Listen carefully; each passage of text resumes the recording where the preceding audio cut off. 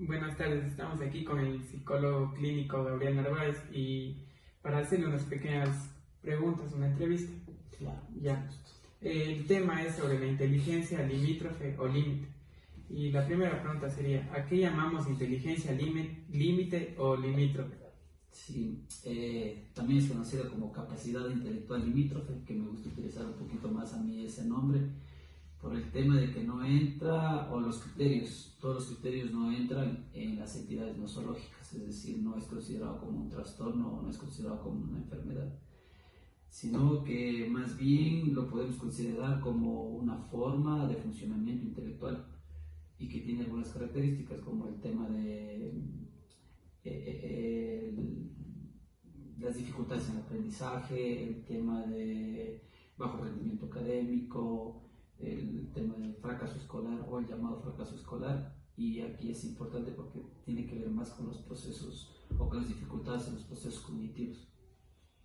Gracias. Segunda pregunta, ¿cómo se identifica una persona con este rango intelectual?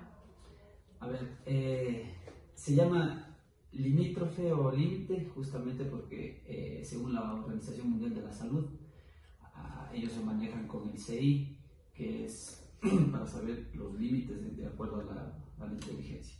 Entonces, hay algunos instrumentos que nos miden, o algunas herramientas que nos sirven para medir el CI, que es el coeficiente intelectual, y se llama límite porque está justamente en el límite entre lo normal y la discapacidad intelectual. Entonces son rangos que se manejan entre el 70 y el 85, que ahí por lo general se da el diagnóstico de la inteligencia límite.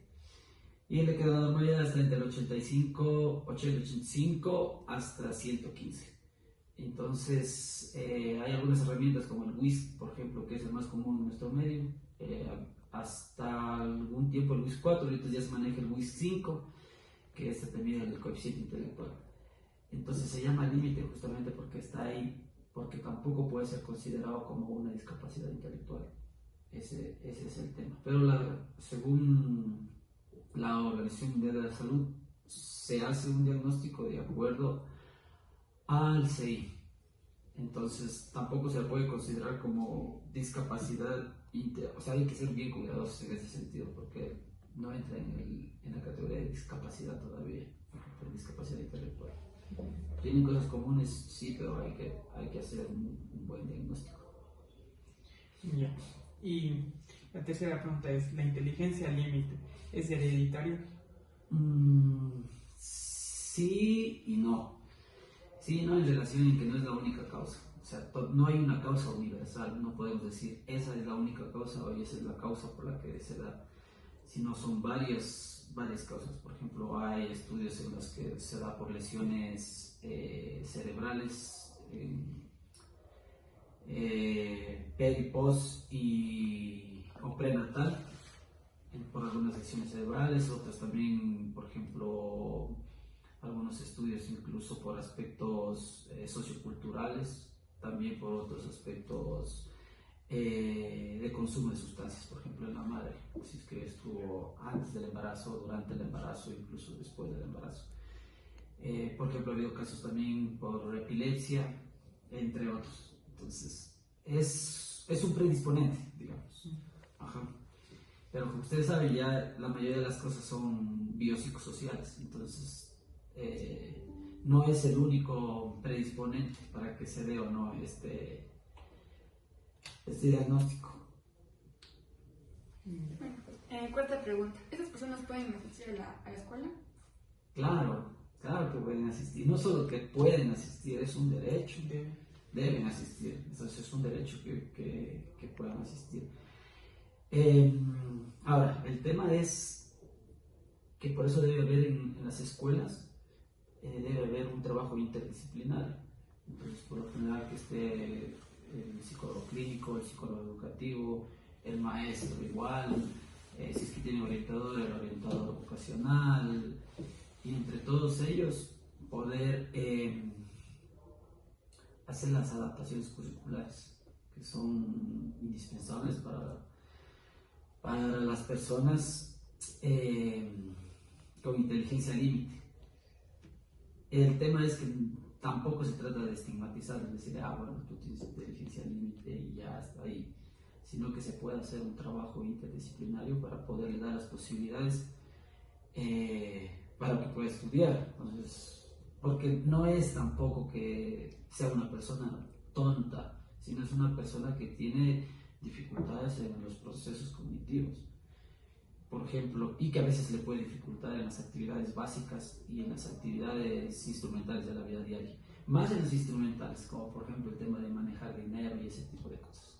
Pero creo que con los apoyos y las estrategias de afrontamiento correctas, obviamente, no solo que puede, sino que debe, es un derecho. Claro. Ya. Y si estas personas pueden asistir a la escuela o colegio, ¿hasta qué nivel pueden llegar?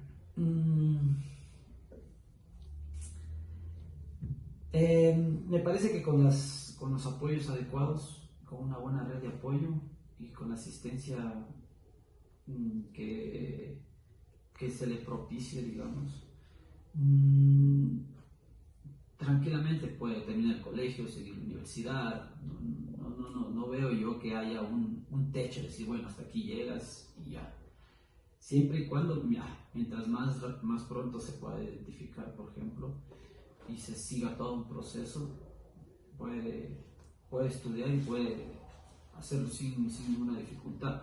Me refiero sin ninguna dificultad que mientras tenga todo el apoyo y todas las redes de apoyo. Ajá. Ya, sexta pregunta. Cuando son adultos pueden trabajar? Claro que pueden trabajar. Sí, sí. Incluso aquí en Cuenca, no me acuerdo específicamente el nombre de las fundaciones, pero aquí en Cuenca hay una fundación que no estamos hablando solo de las capacidades intelectuales limítrofes, sino ya con personas que tienen discapacidad intelectual, que siguen todo un proceso para poderlos insertar en el ámbito laboral. Entonces, imagínense, mucho más las personas que tengan capacidad intelectual limítrofe, claro que puede trabajar. Y la última pregunta, ¿qué pasa con ellos a nivel emocional? Como les había dicho hace un ratito, que casi la mayoría de las situaciones son biopsicosociales, tienen dificultades también emocionales, como cualquiera de nosotros.